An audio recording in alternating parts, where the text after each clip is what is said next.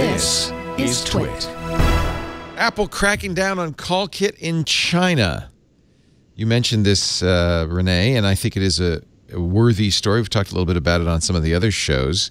This is, first of all, CallKit does what? That lets you make video and voice calls in So what CallKit does is allow VoIP, voice over IP apps like Skype. It's probably the one people are most familiar with, but a lot of apps have this capability, and it lets them integrate completely with the phone app. So for example, they can use the phone app interface, the phone app dialer. They'll be listed alongside your phone calls when you go to the recent call section in the phone app. It basically makes the third-party VoIP apps first-party citizens on the iOS phone.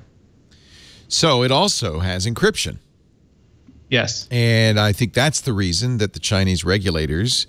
does it have encryption, or is it enable companies that have encryption to do it?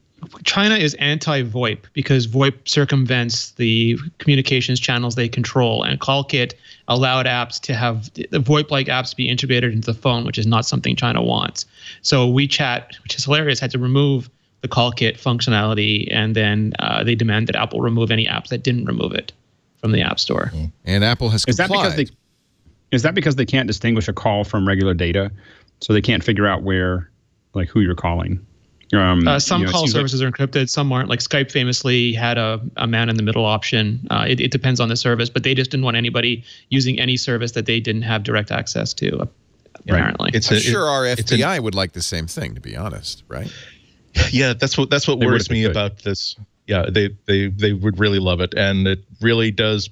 Again, I know I've said this before in the show, but I really wish that Apple pays attention to making it really, really clear what their positions are on all these things that they seem to think are important, and all the big issues that I'm sure they're going to hit out at WWDC. Like, what would happen if their fallback line is always, well, we have a policy of complying with whatever the local rules and regulations are.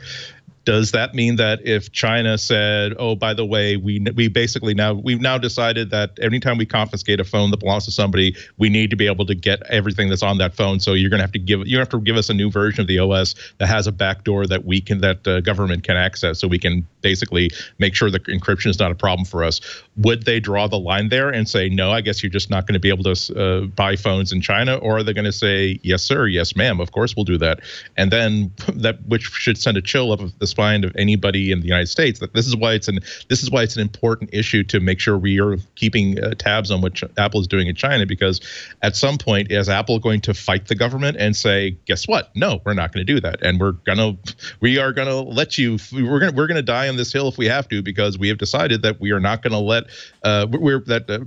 we keep saying time and time again that personal privacy and security is really, really important. We've been using this book to hammer at Google and Facebook, and we hold ourselves to the same standard. So no, we are not going to comply with this law, and we're going to fight. We're going to basically tie it up in legal channels for so long that it will never come together until we get lawmakers who have the common sense to strike this down." Or are they going to simply say, "We don't want to have to stop selling phones"? It turns out that when we said that we believe that this policy is really, really important, we said under most circumstances that don't interfere with our business. So that's why this is not the same situation that's going on in China right now. Again, it's just CallKit, but it seems as though every time that China has asked them to use Apple's power over its platform to make sure that the iPhone and the iOS platform is never inconvenient for government censors and government spying, they've said, "Sure, we can do that, no problem." And ironically, though, not in the U.S., where they fought the FBI's request to unencrypt that phone in San Bernardino. Well, I mean, so my understanding is that the law. No, so my understanding is, again, Apple will always obey the rules of the local government. So if they say you can't have porn apps, that Apple doesn't have them anyway, but if they said that, they'd remove them. You can't have VPN apps. I'm not sure, people like to talk about China as the biggest problem. I'm honestly not sure right now, because the EU, some countries there like France are incredibly gung-ho about getting access to data. Europe, England has incredibly aggressive laws. One of the reasons that Apple and Microsoft were signatories on or were supporting the Cloud Act was because one of the provisions in the Cloud Act said that governments won't pressure companies to put backdoors into their software, which is one of Apple's primary concerns. It's worried about that with the U.S. government, with the French government, with the Chinese government. So I think it's good not, I think this is all good stuff to talk about. I think it's really important that we don't also just focus on China, because there's so many countries doing so many scary things with so much of our privacy. But I think that is an interesting point. And I think Apple has said in the US, they draw the line at modifying their software. They'll do the things, they'll take things out of the App Store if they have to, but they won't modify their software. And whether it's France or China or the US, one of those countries is going to ask them seriously, legally, with legislation to do it first. And we're going to have to see what happens. Yeah, the reason they could say no in the U.S. is they weren't compelled to. There was no law. Yeah, they were just asking for it. And that is an excellent point. A lot of these, the EU has, in many ways, is so far beyond what the United States is doing in terms of ensuring that citizens of the internet have rights to their data and rights to their privacy and rights to how they are abused by the internet. On the other hand, a lot of that is a lot more hands-on. As far as what the government can tell a company to do or tell what a private individual can do, which I'm not quite so happy about. China is, and it keeps coming up because I think that they're sort of the canary in the coal mine. That's what if China could happen in the United States if we have just two presidential administrations that are under the Putin mold, let's say, as opposed to the George Washington mold. And so this is the sort of stuff that might be fighting about. And if you think that it can't happen here, think about all the things that are happening today that you thought could never happen in the United States. Yeah.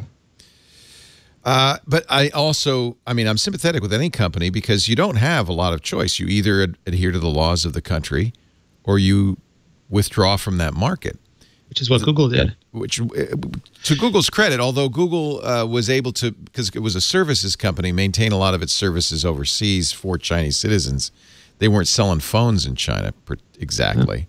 On the other hand, China is the first really big nation to start saying we want this. The reason you could say no to France without a huge economic downside, but saying no to China is saying no to a billion consumers.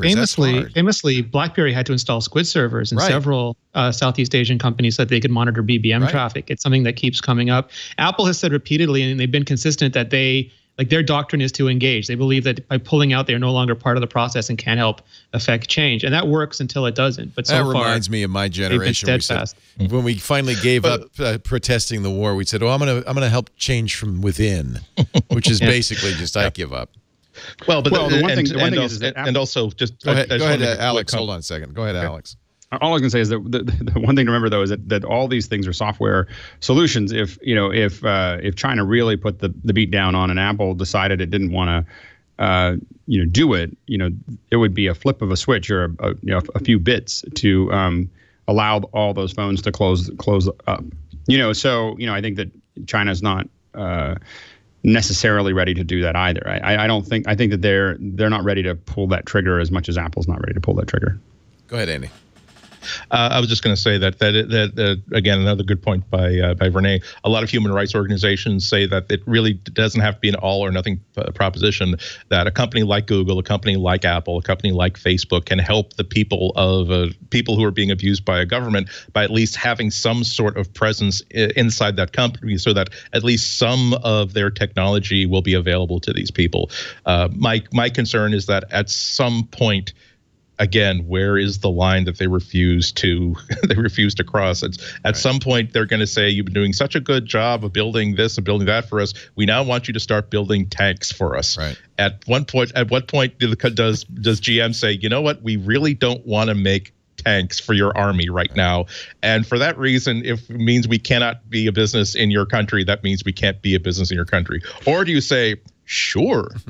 Well, I think nobody's trying to build smartphones for North Korea. Well, people were quitting Google over the military contract, so it happens within companies as well as with the company. Yeah, and then there's also negotiations, and the United States has leverage with China over tariffs. So it's a complicated issue. It's not Apple fighting on its own.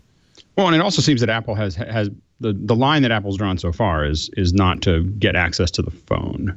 That's been let's hope they keep that line. Well, that's the problem is that they don't give up China if they do that. They give up the ability to do that everywhere. So the United States, the FBI would pounce on if Apple let down its guard and actually allowed access to the phones by any other government, the FBI would be on that immediately, trying to force them to do it. And it would look very bad if they said, "Oh, look, Apple will do it for China, but they won't do it for our own country to protect our own country."